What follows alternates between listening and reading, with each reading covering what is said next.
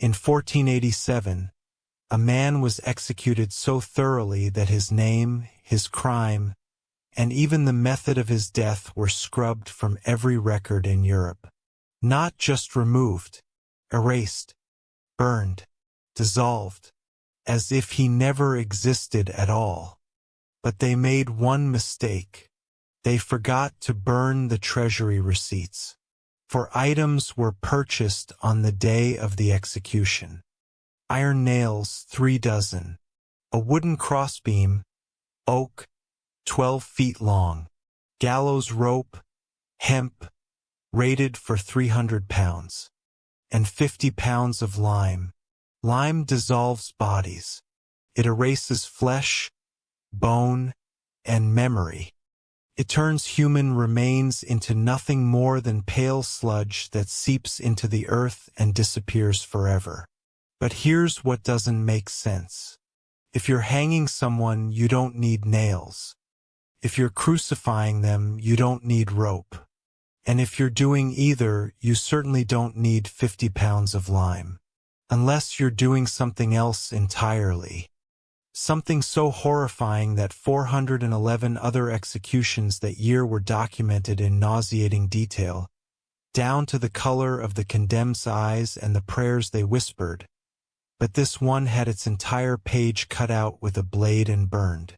The edges of the surviving pages are still darkened, still smell faintly of smoke even after 5 centuries.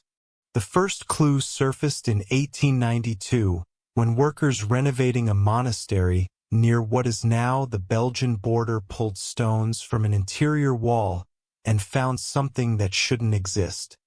Parchment fragments, dozens of them, wedged between stones like someone had hidden them in a panic.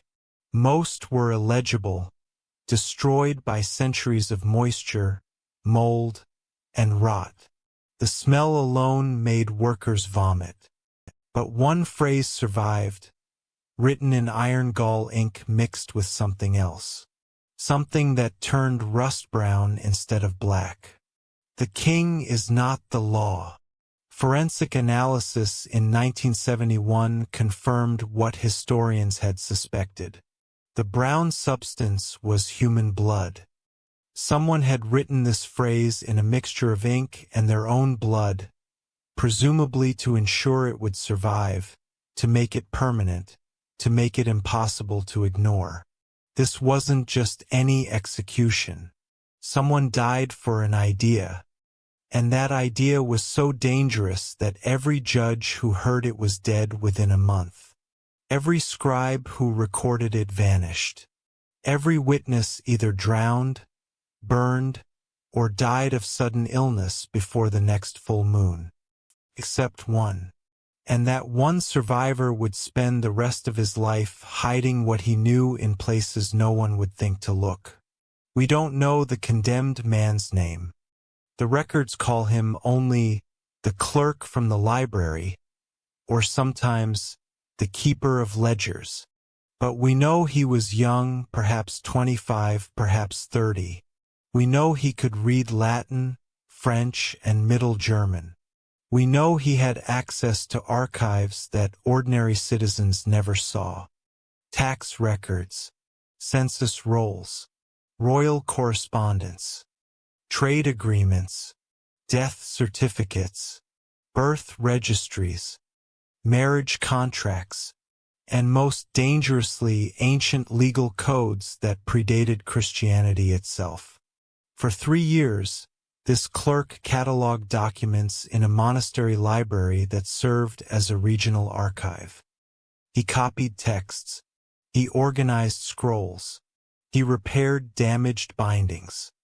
He was nobody important, just another educated young man doing tedious work by candlelight, slowly going blind from reading faded ink on crumbling vellum. But unlike other scribes, he began to notice patterns. Hidden in tax ledgers from 1470 to 1485, he discovered something that shouldn't exist. Line after line of expenses that didn't match official proclamations. The crown claimed that taxes funded defense against foreign invasion, built walls, trained soldiers, forged weapons. But the real numbers told a different story. Over half of all tax revenue, millions of florins, went to something else entirely. Courts, prisons, execution grounds, torture chambers, spy networks, informants, bribes to keep judges loyal, payments to keep priests quiet, salaries for men whose only job was to spread fear. The entire kingdom wasn't defended by armies. It was controlled by terror, and the clerk had the receipts to prove it. But that wasn't the dangerous part. The dangerous part was what he found next. Buried in a collection of confiscated documents from a dissolved monastery, he discovered a manuscript that predated the kingdom itself.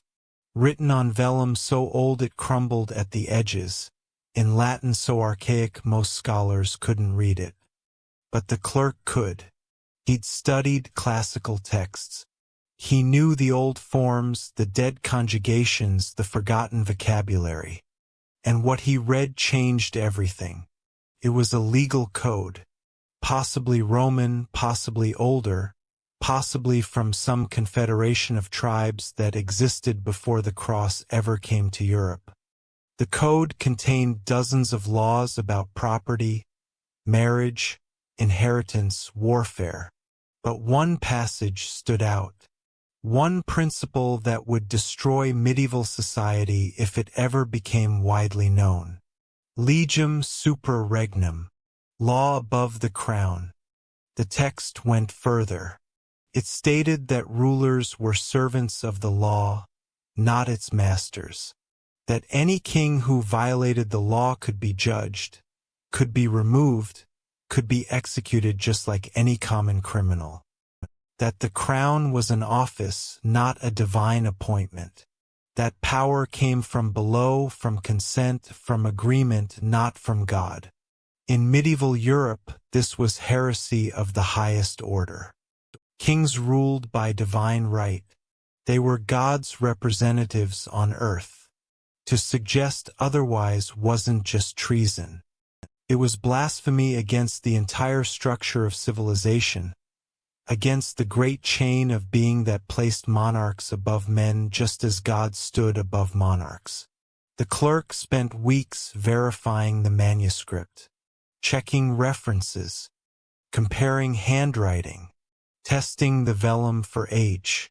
Everything confirmed its authenticity. This wasn't a forgery. This was real. Proof that the entire feudal system was built on a lie.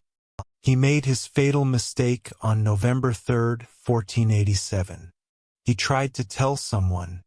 The trial took place in winter, in a fortified border town whose name was erased from every map, every charter, every trade document. One monk, writing years later, possibly as a warning to future generations, called it the Citadel of Silence. The town itself might never have existed officially, or perhaps it existed so thoroughly that its erasure required rewriting hundreds of documents, redrawing dozens of maps, convincing thousands of people to forget a place they'd visited, traded with, lived in. The courtroom was underground.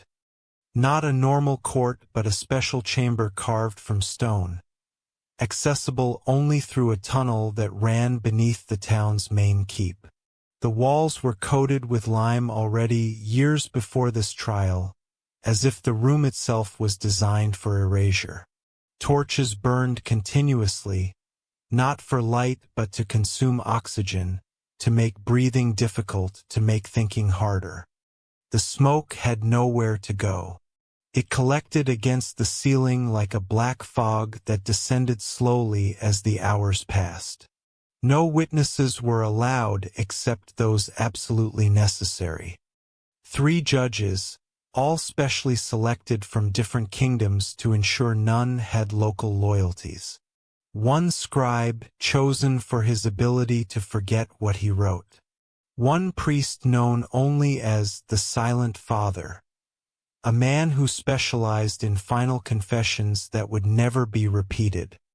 And the executioner, a mountain of a man from the eastern provinces who spoke no language anyone in the room understood, who would later walk into a river with stones in his pockets rather than live with what he'd done.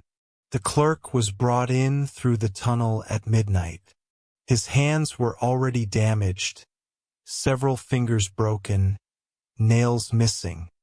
He'd been questioned for 3 days using methods that left no visible marks on the torso or face.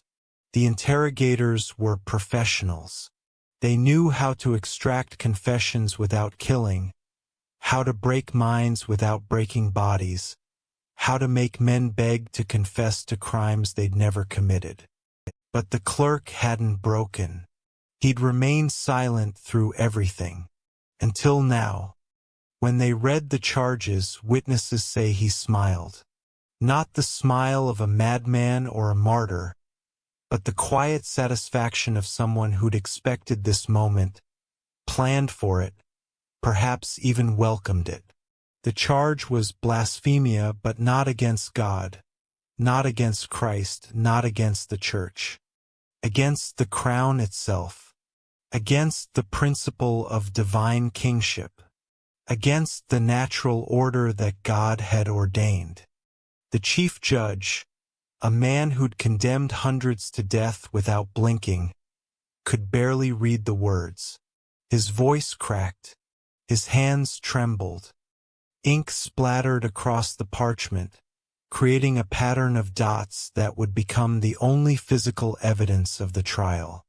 Those dots, analyzed centuries later, showed a hand shaking in a very specific pattern. The pattern of someone who'd realized they were condemning an innocent man. Or worse, condemning someone who was right. When they asked the clerk to recant, to deny what he'd found, to burn the manuscript and forget it existed, he spoke his first words in 3 days. His voice was clear despite his injuries, despite the smoke, despite everything. If the law does not judge kings, then we are not subjects. We are slaves. The Silent Father stepped forward, whispered something in Latin. Prayer, perhaps, or a curse. The scribe's quill stopped moving. For 17 seconds, no one breathed. The only sound was torches crackling, consuming air, consuming light. Then the clerk continued. I have seen the receipts. I have read the archives. I know where the gold goes.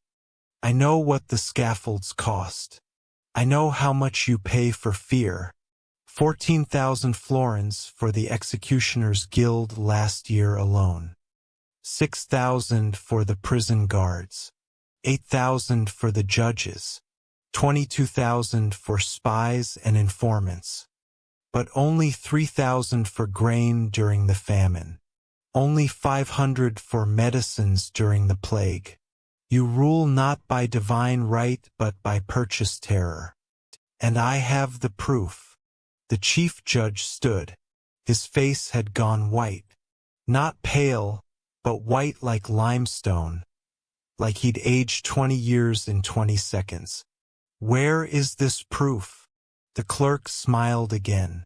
Where you'll never find it. But others will. Others already have. I am not alone.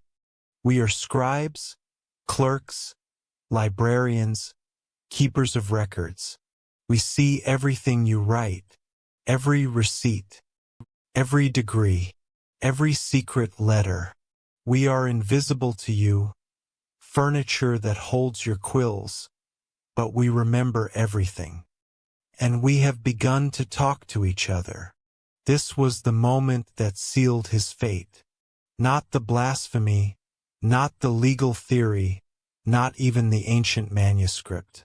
It was the suggestion of a conspiracy, a network of educated men sharing forbidden knowledge, spreading dangerous ideas, undermining power from within. If true, it was more dangerous than any army. The execution method is not recorded. That's unprecedented. Medieval records documented everything. Hanging heights calculated to the inch. Fire temperatures measured by the color of the flames. Drowning times recorded to the minute. Crushing weights specified to the pound. They were obsessed with precision, with ritual, with the ceremony of death. But here, nothing. A blank space where the method should be. Not even categories checked. Not hanging. Not burning. Not drowning. Not crushing. Not dismemberment. Not any of the 43 approved methods listed in the judicial codes. Except those 4 items in the treasury receipt. Nails, 3 dozen, iron from the ironmonger Guillaume Roux. Wood, crossbeam, oak, 12 feet, from the timber merchant Jan de Vries. Rope, hemp, 300-pound test, from the ropemaker Peter Moreau. Lime, 50 pounds, source unlisted. Forensic historians studying the receipt, studying the room, studying the few surviving fragments, have reconstructed what they believe happened. It wasn't one method. It was a combination designed specifically for this case. Designed not just to kill but to create maximum terror in the 12 witnesses who were forced to watch. First, partial crucifixion. Not through the palms like the Romans, that doesn't support body weight. Through the wrists between the radius and ulna bones. But not spread on a cross. Arms pulled back behind the wooden beam. Shoulders dislocated. Chest pushed forward. Making breathing labored but not impossible. The nails weren't meant to kill. They were meant to display. Then the rope. Not dropped like a hanging where the neck breaks instantly. Slow strangulation. The rope tightened gradually by a windlass mechanism while the victim was elevated on the beam. The condemned could choose. Fight the nails and breathe, or relax and strangle. Most victims lasted hours, shifting between one agony and another until exhaustion made the choice for them. But the clerk, according to one fragment, never struggled, never fought. He spoke continuously, calmly, reciting something in Latin. The judges ordered him gagged, but the silent father intervened. "Let him speak," he said. "The dead should have their words." So the clerk continued, growing weaker but never stopping, until his voice was just whispers, then breathing, then nothing. His last audible words, according to the scribe who recorded them on a separate piece of vellum that he would hide in his own home, Veritas numquam moritur. Truth never dies. The body wasn't buried. Christian burial creates martyrs, creates graves that become shrines, creates memory. Instead, they used the lime. 50 pounds of quicklime in a specially constructed wooden box. The body would dissolve in days, maybe hours.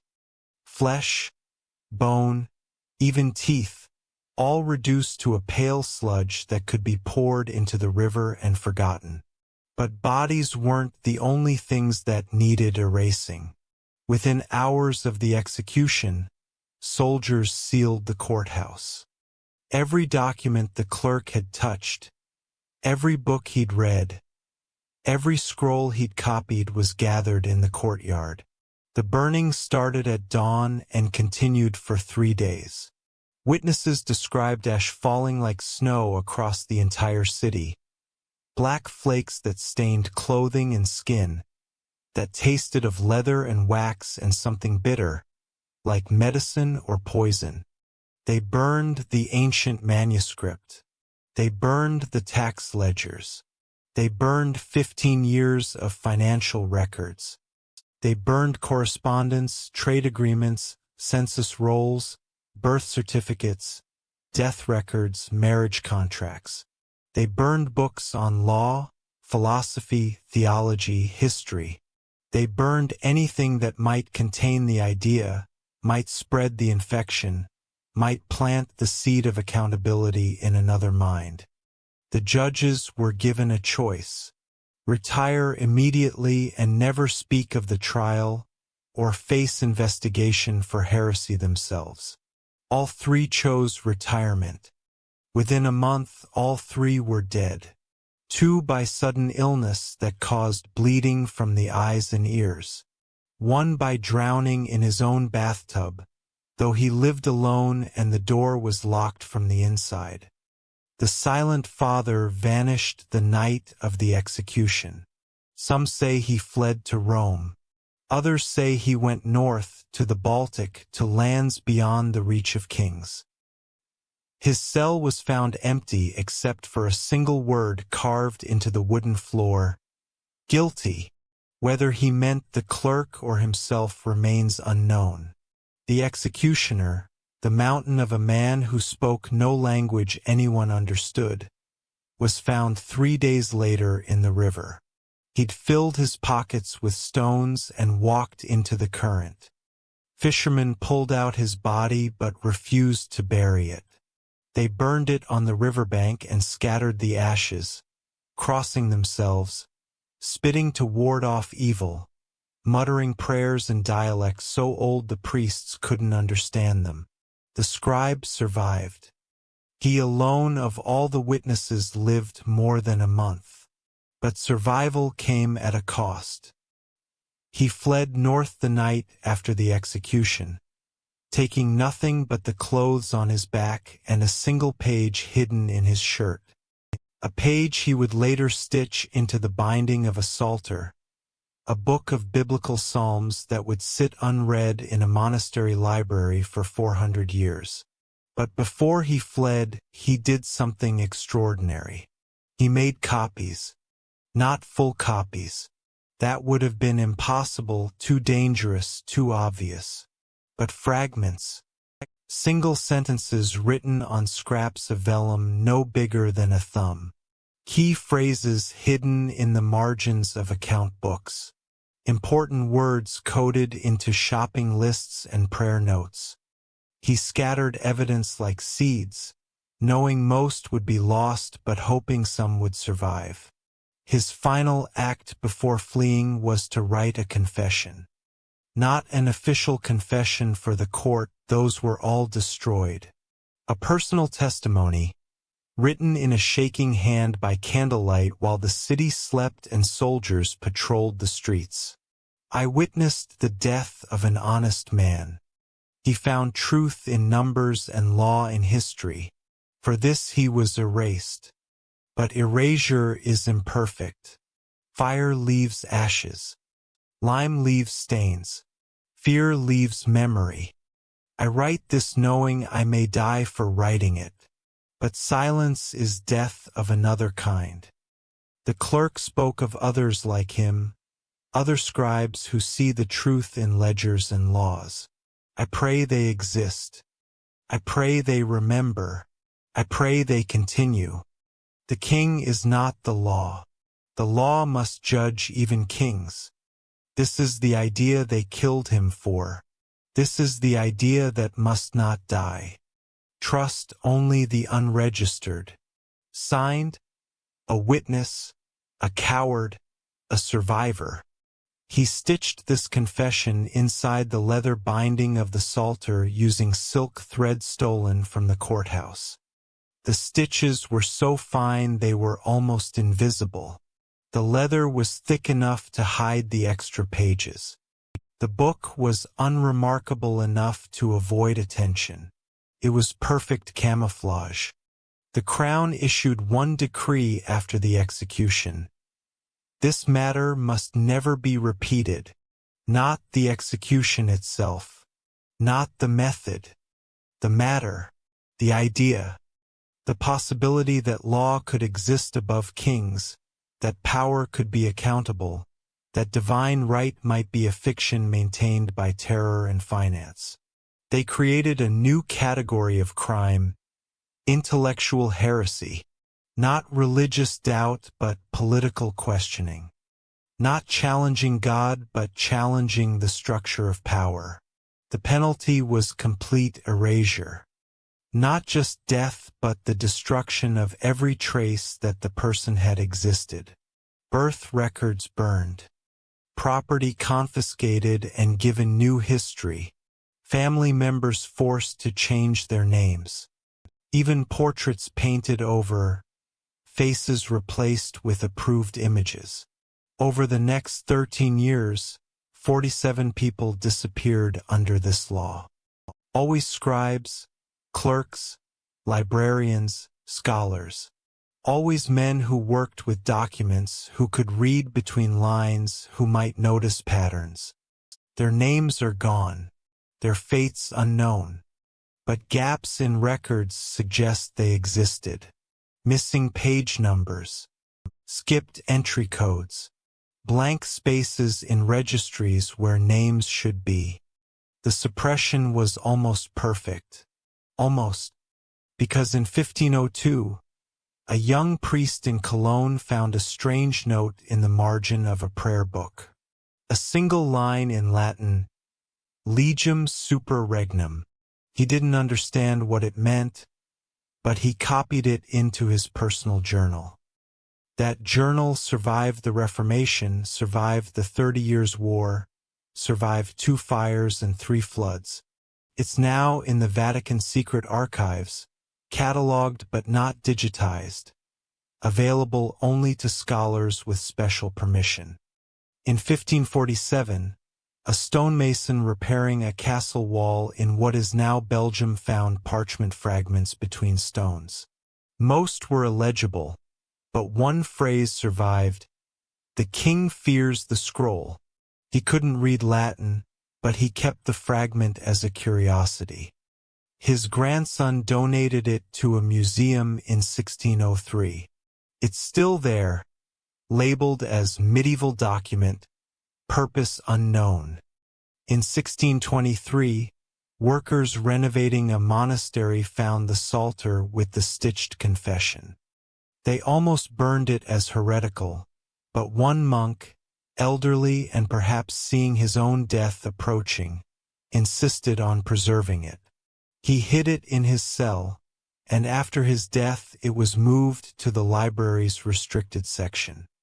It remained there, unread, until 1892, when historians finally assembled these fragments, compared the handwriting, tested the ink and parchment, checked them against surviving financial records and architectural documents. A picture emerged. Not complete, never complete, but clear enough. A man died for an idea. Not a theory or a philosophy, but a documented truth. He found evidence that power was maintained through deliberate terror funded by systematic theft. He found proof that divine right was a lie. He tried to spread this truth and was erased so thoroughly that we don't even know his name. But the idea survived. It survived in fragments and whispers, in marginal notes and hidden stitches, in the memories of scribes who talked to other scribes, who taught apprentices, who passed down warnings and wisdom in languages kings couldn't read. 200 years after the nameless clerk died, that phrase, law above crown, appeared in the English Bill of Rights. 300 years later in the American Constitution. 400 years later in the French Declaration of the Rights of Man. Today, it's a fundamental principle of every democracy. That power must be accountable. That law judges everyone equally. That rulers are servants, not masters. We teach this principle to children as if it's obvious, natural, inevitable. We forget that someone died for it. Many people died for it, were erased for it, were written out of history for believing what we now take for granted. The clerk's name is gone forever. His grave doesn't exist. His body became lime water that fed into a river that no longer appears on any map. The only physical evidence of his existence is a receipt for execution supplies and ink stains on a court document that officially never existed.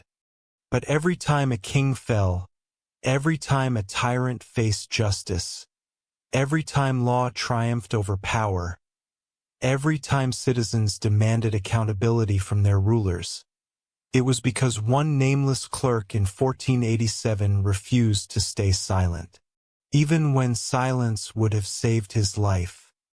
The monastery where they found the confession was demolished in 1943 by Allied bombing.